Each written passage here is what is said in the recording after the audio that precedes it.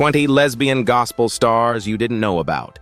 What if I told you that some of gospel's most powerful voices, the same voices that lifted churches to their feet, were carrying secrets the pulpit never wanted revealed, from pastors who built sanctuaries for the outcast, to singers who came out mid-sermon and declared, "I'm done pretending these are the untold stories of courage and truth." For too long, their identities were silenced, but today we shine a light on them all. Get ready, because this will challenge everything you thought you knew about gospel music. Don't forget to like, comment, and subscribe to Legends of Black Excellence. Michelle Williams. For millions. Michelle Williams is remembered as one-third of Destiny's Child, one of the most successful girl groups in music history. Alongside Beyoncé and Kelly Rowland, she helped define the sound of late 1990s and early 2000s R&B. But what many may not realize is that Williams also forged a powerful career in gospel music, making her one of the rare artists to successfully bridge the worlds of pop and praise. Born in Rockford, Illinois in 1979, Williams grew up singing in church before stepping into the global spotlight. In 2002, at the height of Destiny's Child's fame, she boldly released her debut solo gospel album, Heart to Yours. The record shocked critics by debuting at #1 on the Billboard Gospel chart, proving that her faith was not just personal, but central to her artistry. She followed it with Do You Know 2004, and later Journey to Freedom 2014, which included the hit Say Yes, reuniting her with Beyoncé and Kelly in a joyful anthem of faith. Though rumors have occasionally swirled online about Williams's sexuality, fueled in part by her strong connection to LGBTQ+ fans, and her outspoken support for queer rights, she has never identified publicly as lesbian or bisexual. What's undeniable, however, is her impact.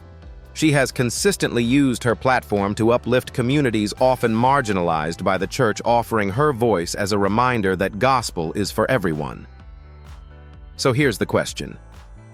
Does it really matter how an artist identifies if their music brings healing and points people toward hope?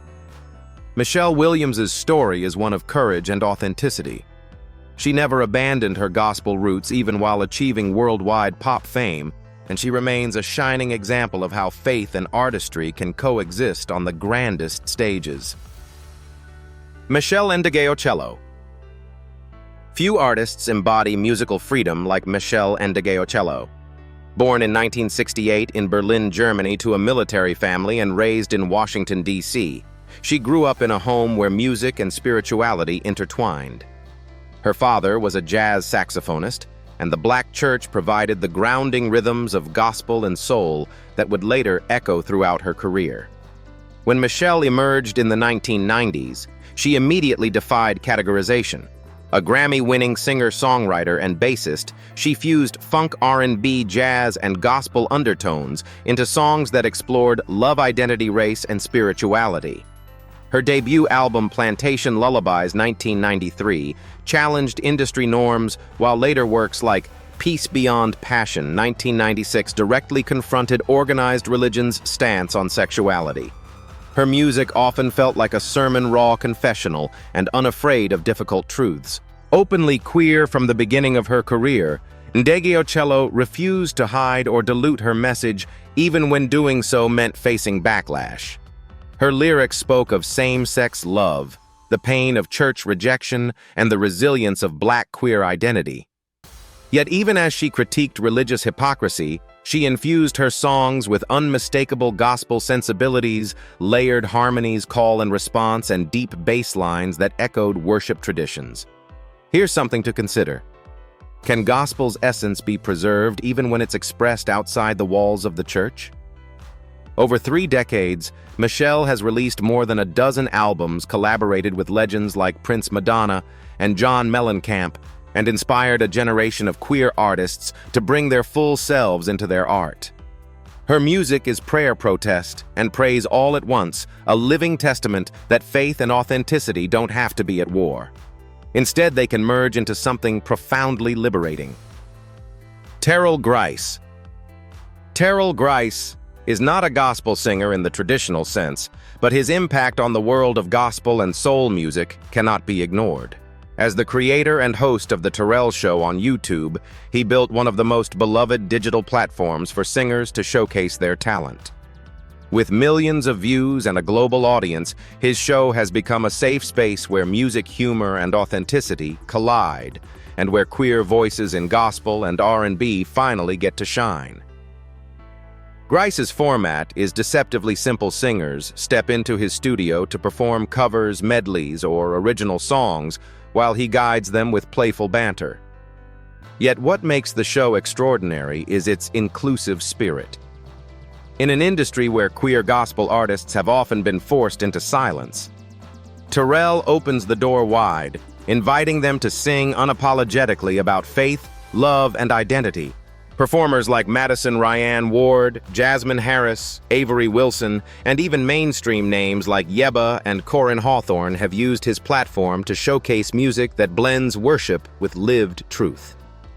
For many queer gospel fans, The Terrell Show feels revolutionary. It celebrates the artistry of LGBTQ+ singers without reducing them to labels, while still acknowledging the unique struggles they face in church spaces. Grice himself has spoken about the importance of creating a stage where queerness is not hidden but embraced as part of the performance. What do you think if mainstream gospel networks gave queer artists the same spotlight Terrell Grice does? Would the genre finally move into a more honest and inclusive future? Through his vision, Terrell Grice has done more than host a music show. He has created a ministry of visibility, reminding the world that gospel's true power lies in truth, diversity, and the freedom to sing without fear. Alicia Johnston. For most of her life, Alicia Johnston followed the rules of the Seventh-day Adventist Church, one of the most conservative Christian denominations. Gifted in theology and passionate about ministry, she became a pastor and devoted herself to guiding others in faith. But behind the sermons and Bible studies, Alicia carried a truth that clashed with the very institution she served. She was bisexual. In 2017, while still employed as a pastor, Johnston did something no Adventist leader had ever done before she came out publicly. She released a heartfelt video explaining that after years of prayer study and wrestling with Scripture, she had finally embraced her identity as a bisexual Christian. The video quickly went viral among progressive Christian circles. Her tone wasn't angry or confrontational, it was calm, thoughtful, and deeply compassionate. Still, her decision meant she had to resign from her pastoral role because the denomination's teachings did not allow for openly LGBTQ+ clergy. Her honesty, however, transformed her ministry. Johnston shifted from pastoring one congregation to reaching thousands. She became a writer, podcaster, and LGBTQ+ advocate, offering resources to queer Christians struggling with rejection. Her book, The Bible and LGBTQ Adventists, explores Scripture through an affirming lens, helping believers reconcile their faith with their identities. Think about this. Is faith truly faith if it demands you deny the very person God created you to be? By stepping down from her pulpit, Alicia Johnston stepped into a wider mission, giving hope to LGBTQ+ Christians who thought they were alone. Her courage cost her a title, but it gave her a platform to challenge centuries of exclusion. Today, she remains a powerful reminder that living authentically is not abandoning faith, it's embodying it. Allison Abrams. In 2013, the Black church world was shaken when Bishop Allison D. Abrams, then serving as senior pastor of Zion Progressive Baptist Church in Detroit, made a public announcement she had married a woman. For many congregants, it was the first time they had seen a church leader of her stature live openly as a lesbian. Abrams didn't hide or apologize. Instead, she said something powerful: "God created me as I am. God loves me as I am." Her words resonated deeply, but they also stirred controversy. Rather than fight a divided congregation, Bishop Abrams chose to step down from her role at Zion, not because she doubted her calling, but out of respect for members who struggled with her revelation. It was a graceful yet courageous act, showing that integrity sometimes means walking away from power to preserve peace. Soon after, Abrams founded the Empowerment Liberation Cathedral ELC in Washington, D.C., a church built on inclusivity and radical welcome. At ELC, Black LGBTQ+ Christians, women in ministry, and anyone hurt by traditional churches found refuge.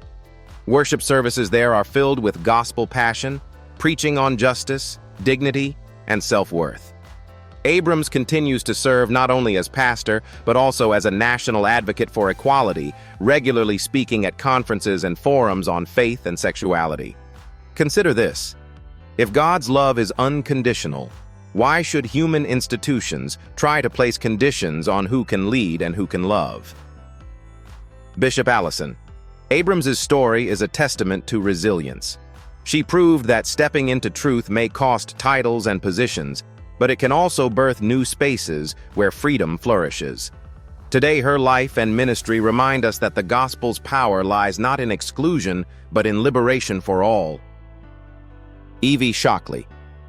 Evie Shockley is not a gospel singer in the traditional sense, yet her artistry is steeped in the rhythms of the Black church.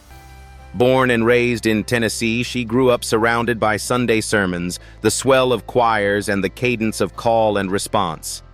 Those sounds shaped her ear and her writing style, even as she pursued a path not on the stage but on the page. Today, she is an award-winning poet, professor, and openly queer Black woman whose work fuses spirituality, protest, and love into a lyrical tapestry. Her poetry often feels like music. Instead of regular patterns, she uses repetition refrains and rising crescendos echoing the sound of preachers and choirs. She weaves in biblical imagery, gospel language, and spiritual longing, transforming them into poems that grapple with race, gender, sexuality, and justice. Collections like The New Black and Semi-Automatic have earned her recognition in the literary world, including the Hurston Wright Legacy Award and a Pulitzer Prize finalist nomination, though she doesn't record albums or lead worship. Shockley's work speaks to the same audience. Gospel has always sought to reach the weary, the hopeful, the searching. For queer readers of faith, her words often provide the sanctuary that pulpits deny. Let me ask you, if gospel is about good news, can't a poem, just like a song, deliver the message of liberation by blending sacred traditions with radical honesty? Shockley expands the definition of gospel art. She shows that spirituality doesn't have to be confined to hymns or church choirs. It can live in the rhythm of verse, the courage of protest, and the act of telling truth. For many, Evie Shockley is proof that gospel spirit can thrive anywhere the soul finds voice. Tonix B. Slade. When Anthony Charles Williams II, better known as Tonix, stepped onto the gospel stage in the late 1990s, the industry didn't know what to do with him. He wasn't the typical choir robe-wearing artist people expected. Instead, he came with neon outfits, street slang, and beats that fused R&B, hip-hop, rock, and electronica with old-school gospel fire. His 2000 album, Pronounced Tone, was a breakthrough, earning him 6 Stellar Awards, a Gospel Music Association Award, and a reputation as the Prince of Gospel. Young listeners loved the energy, but traditionalists raised eyebrows, wondering if he was pushing gospel too far into the secular world. Behind the bright lights, Tonix was fighting a more personal battle. For years, he carried the heavy weight of hiding his sexuality while leading worship and performing songs about God's grace. In 2009, he stunned the church world by publicly coming out as gay during a televised interview. That moment marked one of the most controversial revelations in gospel history. Supporters praised his honesty, but powerful church leaders blacklisted him. Concert bookings dried up. Some even labeled him a traitor to the faith. But here's the real question for you. Do you think gospel music should be judged by the messenger's identity or by the truth and passion within the music itself? Rebranding himself as B. Slade, he stepped outside the gospel industry's control, continuing to release bold, genre-bending projects. His artistry has since expanded into theater, R&B, and activism, proving that authenticity is more powerful than acceptance. Though he paid a high price for telling his truth, Tonex remains one of the first gospel stars to fully embrace queerness without apology, and his legacy stands as a warning to the industry and an inspiration to those who refuse to be silenced. Yvette Flunder. Born in San Francisco in 1955, Yvette Flunder grew up in the Church of God in Christ, one of the most conservative denominations in Black Christianity. From a young age, she displayed a powerful voice and a passion for ministry. In the 1980s, she sang with Walter Hawkins and the Love Center Choir, gaining respect as a gospel vocalist. Yet behind the pulpit and the music, Flunder struggled with a truth she knew would never be embraced in traditional church spaces: she was a lesbian. By the early 1990s, she made a decision that changed the face of inclusive Christianity. In 1991, Flunder founded the City of Refuge United Church of Christ in Oakland, California. Unlike most churches of the time, it welcomed people who had been pushed away, LGBTQ+ believers, those living with HIV/AIDS, former sex workers, and people battling addiction. The church became known for its philosophy of radical inclusion, teaching that no one is outside the reach of God's love. Her boldness wasn't without cost. Traditional leaders criticized her, and some gospel circles tried to erase her influence. But Flunder stood firm, balancing pastoral leadership with a continued career in gospel music and social justice. She later became a bishop in the Fellowship of Affirming Ministries, mentoring leaders around the world and challenging the church to confront its prejudices. Let me ask you this: if the church truly preaches unconditional love, why should sexuality or identity ever determine who gets to worship inside its doors? Monique C. McKenzie. Monique C. McKenzie may not have the mainstream fame of Yolanda Adams or Tasha Cobbs, but in the world of independent gospel and LGBTQ+ Christian spaces, her voice carries undeniable weight. She is not just a singer. She is a writer, speaker, and spiritual guide whose mission is to remind queer believers that their identities are not sins, but sacred truths. Raised in the Black church, McKenzie was taught from childhood that her sexuality was incompatible with faith. Like many LGBTQ+ Christians, she spent years in confusion trying to pray away feelings she could not deny. The struggle left scars, but it also gave her the fire to stand firm once she finally came out. Instead of hiding, she chose to use her story as a source of hope for others walking the same path. Her ministry blends worship and advocacy. She sings at inclusive churches, shares devotionals online, and collaborates with organizations like the Reformation Project, which works to dismantle religious-based discrimination. Beyond music, she speaks openly about religious trauma, church rejection, and the slow but powerful process of rebuilding faith without fear. Here's a question for you.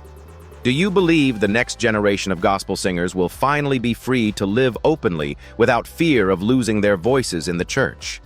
Mackenzie's songs are not just performances, they are testimonies. With lyrics rooted in healing and survival, her music creates a safe space for LGBTQ+ Christians who have been told they don't belong. By refusing to remain silent, she stands as part of a new movement of gospel leaders who prove that being queer and being a Christian are not opposites. They are two parts of a divine truth. Azariah Southworth. In the early 2000s, Azariah Southworth was one of the rising stars of Christian media. As host of The Remix on networks like TBN and JCTV, he was stylish, relatable, and magnetic. Exactly the kind of personality the church wanted to connect with younger audiences. His show combined red carpet interviews, Christian pop culture, and behind-the-scenes glimpses into the gospel world. By the age of 22, he had the kind of influence most young hosts only dreamed of. But in April 2008, Southworth made a decision that would change his life forever. He came out publicly as gay. At the time, it was virtually unheard of for anyone in Christian media to be openly queer. In an interview with The Advocate, he admitted he knew the cost his show would be canceled. Churches would reject him, and the very industry that once embraced him would turn its back. And that's exactly what happened. Within weeks, The Remix disappeared from the air, and invitations stopped coming. Let me ask you, would you risk everything, your career, reputation, even friendships, just to live in truth? Instead of retreating, Southworth turned his pain into purpose. He became an advocate for LGBTQ+ Christians, speaking at universities, writing about faith and identity, and supporting closeted queer artists who confided in him. While he never outed anyone, his compassion gave strength to those still hiding in fear. His story reminds us that visibility comes with sacrifice, but also with power. Southworth went from being a polished TV host to a raw, authentic leader, unafraid to confront hypocrisy in the church. Today, he stands as proof that faith doesn't die. When you come out, it transforms, becoming something deeper, freer, and far more honest. Mary Watkins. Born in 1950 in Colorado, Mary Watkins carved a path that very few black women and even fewer openly lesbian musicians had ever walked. A classically trained pianist and composer, she studied at Howard University, where her love for music expanded beyond the church pews into concert halls and symphony orchestras. Yet, no matter how far she journeyed into jazz, classical, or even New Age, the spirit of gospel always pulsed through her work. Watkins became known for composing across genres, writing symphonies, operas, chamber works, and jazz arrangements. Her music frequently incorporated African American spirituals, gospel rhythms, and the improvisational spirit of jazz. It was a sound that felt both timeless and revolutionary, like hearing a sermon whispered through a violin or a hymn translated into the language of symphonic brass.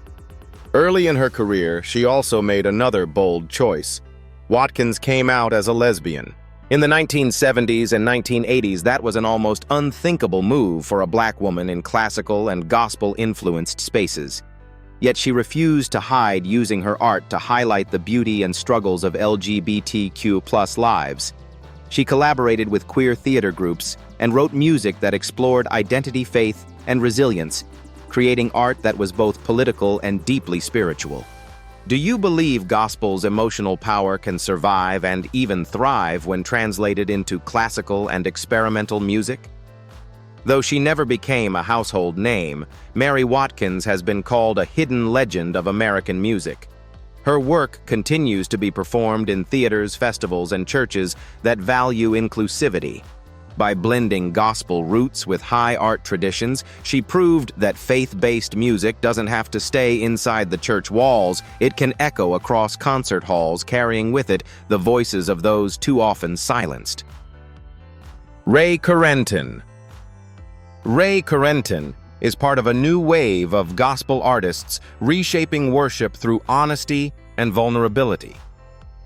A black queer singer, arranger, and worship leader, she has built a reputation for crafting lush, multi-layered harmonies that sound like an entire choir, except every voice is hers. Her music blends gospel R&B, soul, and spiritual chants, creating an atmosphere that feels both ancient and modern, like Sunday morning praise fused with intimate confession. Raised in conservative church spaces, Ray faced the painful reality many LGBTQ+ believers know too well, being told that who you are is incompatible with God. The rejection left scars, but instead of abandoning her faith, she chose to rebuild it from the ground up, seeking a version of Christianity that allowed her to show up whole. Her songs reflect that journey, speaking of God's love, healing, and the freedom of authenticity. What makes her artistry unique is not just the music, but the ministry behind it. Ray has partnered with groups like Faith Matters Network, Believe Out Loud, Sanctified Art, and Inflee's leading inclusive worship gatherings where queer voices are not just tolerated, they are celebrated. In these spaces, hymns become healing, and gospel is reimagined for communities long excluded from the pulpit. Here's something to think about. If worship is supposed to be about truth, can it really be holy if people are forced to hide who they are? For many, Ray's music is more than entertainment. It is liturgy. She has said, "My music is my prayer when I don't have words." That prayer now resonates across inclusive churches, retreats, and digital platforms reaching anyone who has felt abandoned by religion. Ray Corentin stands as proof that gospel still belongs to those who love honestly and believe deeply no matter who they are. Jennifer Knapp. In the late 1990s, Jennifer Knapp was one of the brightest lights in contemporary Christian music. Born in Kansas in 1974, she picked up a guitar in college and quickly developed a raw, folk rock sound that stood out from polished church pop. Her debut album, Kansas 1998, became an unexpected hit, selling over 500,000 copies and winning a Dove Award for Best New Artist. Songs like Undo Me and All-Consuming Fire resonated with believers hungry for authenticity, and by the early 2000s, Knapp was a staple at Christian festivals and radio. Then in 2003, she suddenly disappeared. No tours, no albums, no public explanation.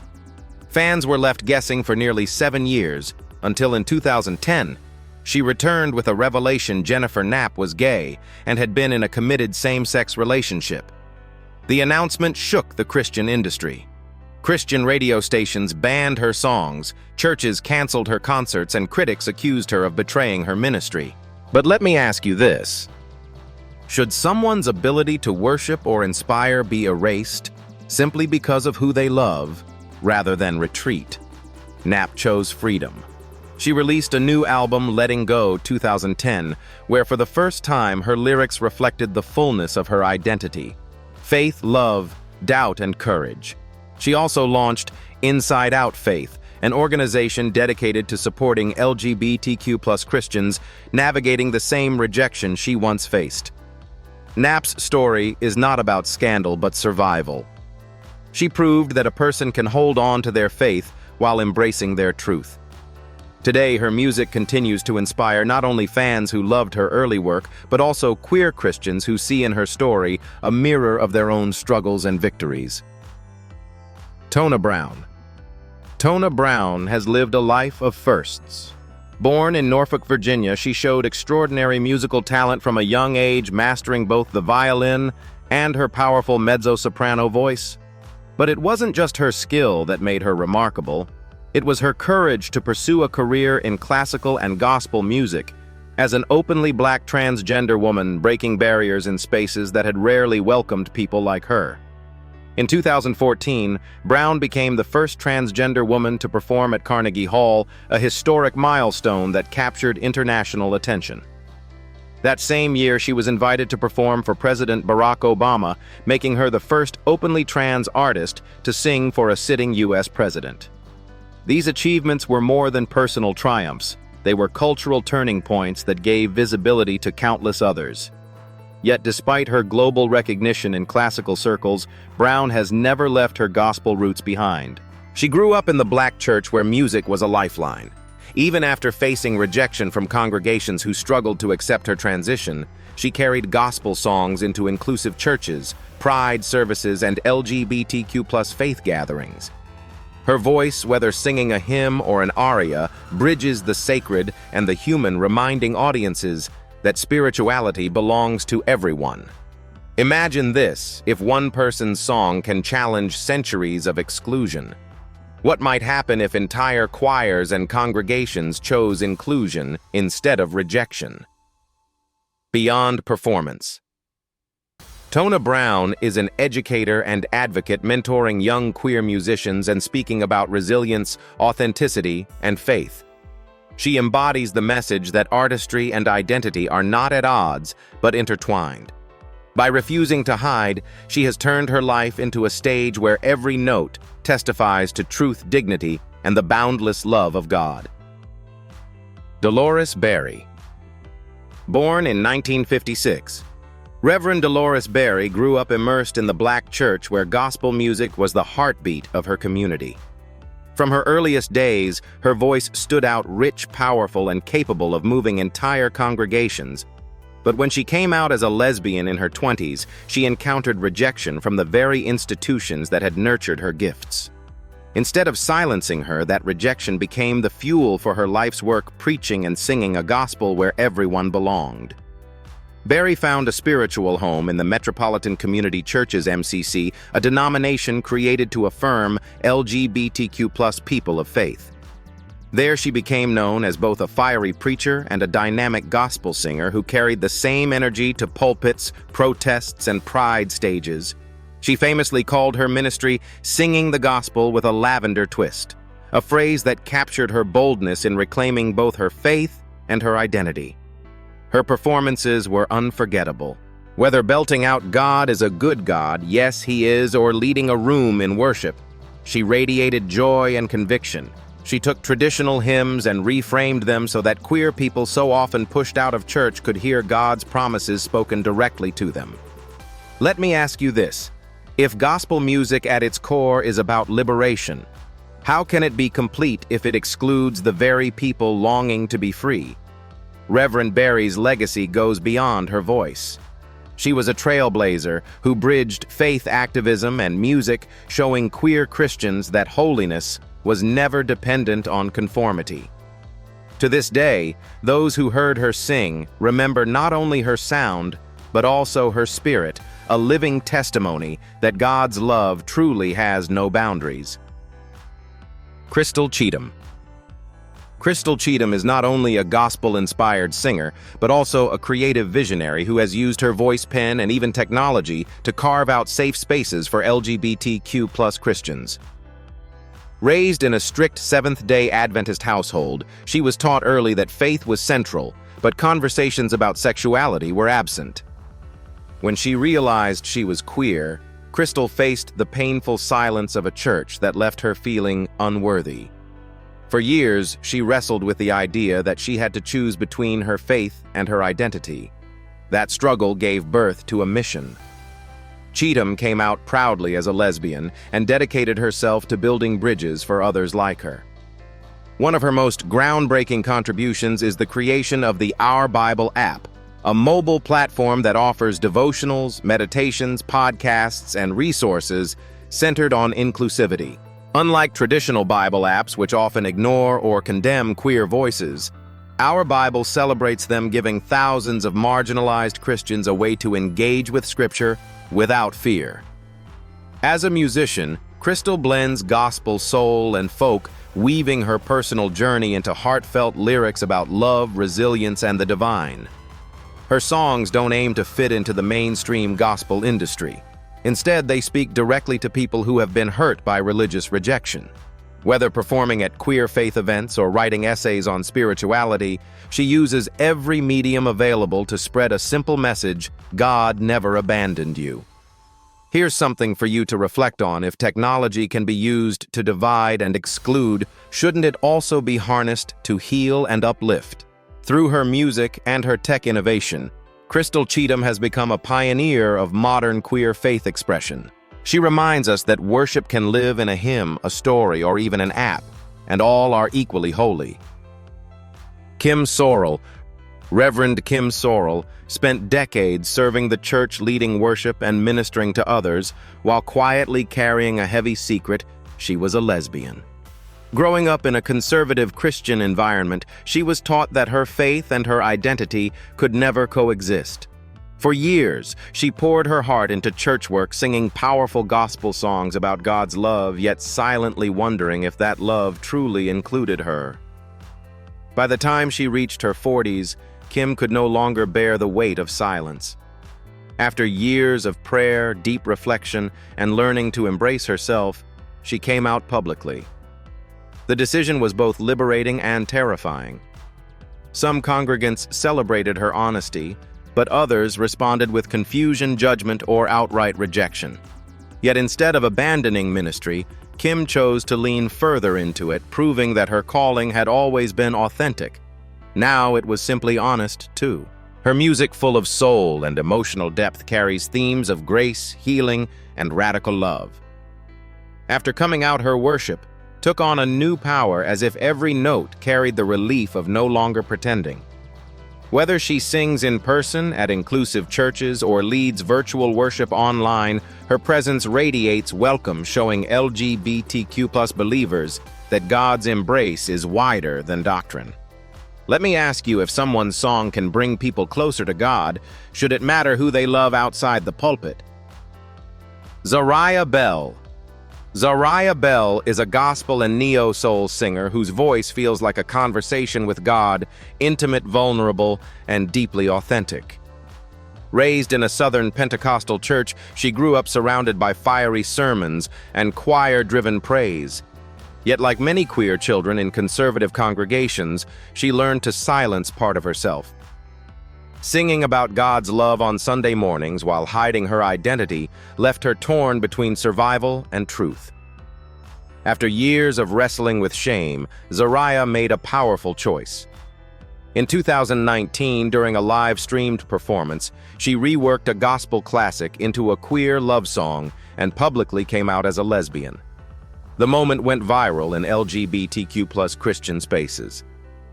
For many viewers, it was the first time they had seen someone blend gospel with open queer storytelling, and the response was overwhelming. Messages poured in from fans who said her performance gave them the courage to live more honestly. Since then, Bell has continued to perform at queer church gatherings, inclusive worship nights, and healing retreats. Her style blends gospel's emotional depth with the smoothness of neo-soul, creating music that doesn't just entertain, but heals. Her lyrics explore themes of faith, love, rejection, and renewal, reflecting the journey of a believer who found God's embrace outside the walls of traditional institutions. What about you? Do you believe gospel music becomes even more powerful when artists use it to tell their whole truth, rather than just the parts churches approve of? By collaborating with poets, pastors, and other inclusive musicians, Zariah Bell has built a space where honesty and worship can coexist. She may not yet be a household name, but her fearless authenticity has already made her a beacon for queer Christians seeking proof that their faith and identity can harmonize beautifully. Tasha Coblins. Tasha Coblins grew up in a Midwestern Pentecostal church, where she quickly found her place as a worship leader. From childhood, she was known for her strong voice and passion for ministry. On the outside, she looked like the perfect church daughter, dedicated, faithful, and always ready to serve. But inside, Tasha carried a secret. She knew from an early age that she was attracted to women, yet in her community that truth was considered unacceptable. For years, she tried to suppress her identity. She prayed, fasted, and worked harder in ministry, hoping to change herself. The harder she tried, the more disconnected she felt from God, from worship, and from her own heart. That burden came to a breaking point in 2021 when she posted a tearful video on TikTok. In it, she declared, "I've led worship my whole life, but never felt free doing it. I'm a lesbian, and I'm done pretending I'm not." The video went viral, striking a chord with thousands of queer Christians and ex-evangelicals who had felt invisible. Many wrote to thank her, saying her courage gave them permission to stop hiding. At the same time, she faced criticism from conservative circles and lost opportunities in traditional churches. Yet for the first time in her life, she felt whole. Let me ask you, is worship truly worship if the person leading it has to hide who they are? Since coming out, Tasha Coblins has continued writing and performing worship songs, this time with honesty at the core.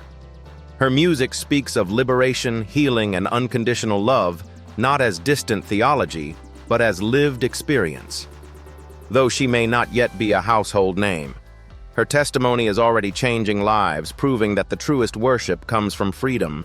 The stories of these 20 gospel trailblazers prove that faith and authenticity can coexist even in the face of rejection. They challenged the silence of the church, turned pain into power, and redefined what holy truly means.